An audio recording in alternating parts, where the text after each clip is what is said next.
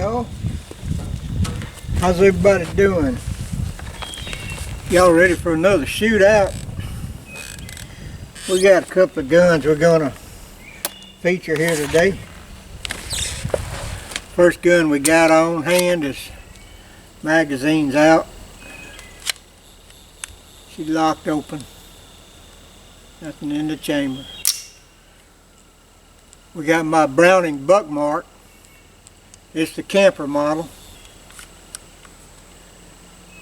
This gun, I bought this gun in the early 2000s. It's made by the Browning's Arm Company. It says Morgan, Utah, USA, and Montreal, Canada. So I imagine the parts are made in both countries. It's a pretty good little shooter though. It's got a 10-round magazine. It's got a fully adjustable rear sights for elevation and windage. It's got a real nice blade sight up here on the front, which I've got some orange paint on. It's got a heavy duty barrel on it. It's a good little shooter, good little gun. We're going to be shooting that, and then we're going to be shooting this right here. This is my son's gun that I borrowed. It's a let me get it safety checked here so you guys can see everything's empty. Nothing's bad on it. This is a Ruger standard model. This design here is one of the first Ruger's pistols that Bill Ruger designed in 1949. However, this one isn't a 1949. It was made in the 70s.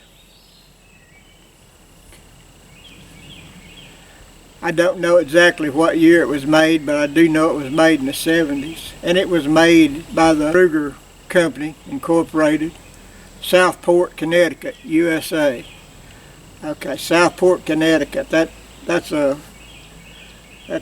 antenna's going up on that because I have some Rugers in the house that are newer, and they're in there in the safe, and they're all made in New Haven, Connecticut. So this one being made in Southport, Connecticut, this had to be made at an older plant, or at least a different plant. It's a no-frills little pistol. It's got a fixed rear sight, just a notch rear sight. No elevation adjustment on it. It can be drifted left to right. And it's got just a partridge blade sight up here on the front, which I do have some paint on it too.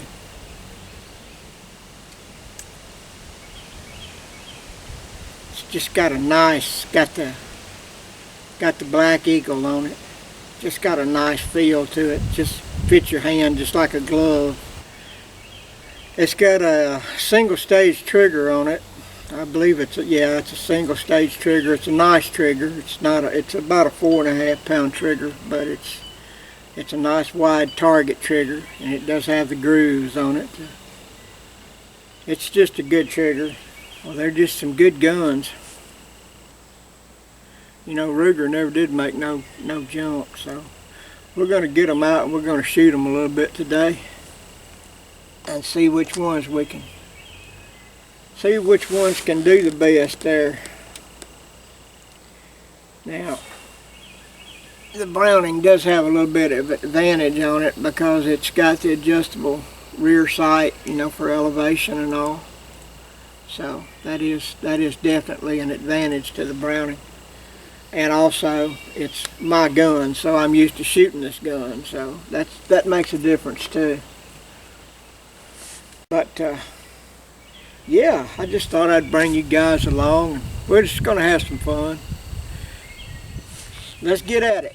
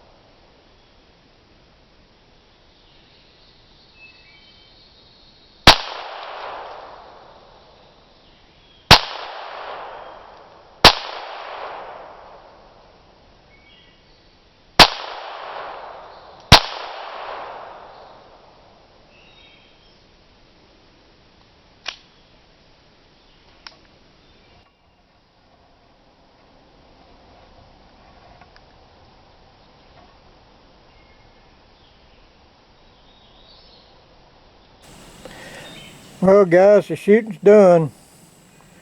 We got it all tallied out here and got it measured up. Let's look at it and see how we did. Let me zoom you in a little bit so you can see. The Browning's on this side. I got it marked with a B right there. And as you can see, not a terribly bad group. They all stayed in the black. Got a few of them up there, one in the bullseye and a few of them up there near the bullseye.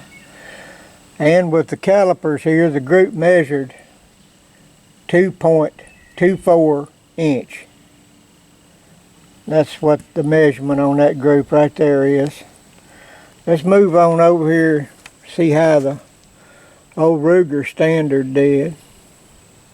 The old fella. Here's our group. As you can see, they're all in the black. There's one down there on the very edge, but that ain't bad. And there's a lot of them up there near the bullseye. You would almost say that as far as shooting groups goes, that old Ruger hung right in there with that Browning. Even with the fixed sights and all. And like I said, it's not my gun. I'm not used to shooting that gun. But it did pretty well, I will admit. In fact,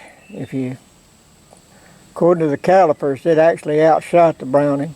The group is a little bit closer. It's a 2.08 of an inch group. Whereas the Browning shot the 2.24 inch group. This one was a little bit less. Well, it is what it is, I guess. They're both very excellent guns and they're a lot of fun. You know, little guns like this are just great to throw in the truck and go fishing, or if you go camping, you got your little camp gun there, you know, a little something you can dispatch critters and of all descriptions. Anyway, I appreciate you guys watching, and thank you very much for your subscriptions and your likes and your comments and all of that. I read every one of them, and I try to answer them, and I sure appreciate you guys, and stay tuned for the next video. Bye.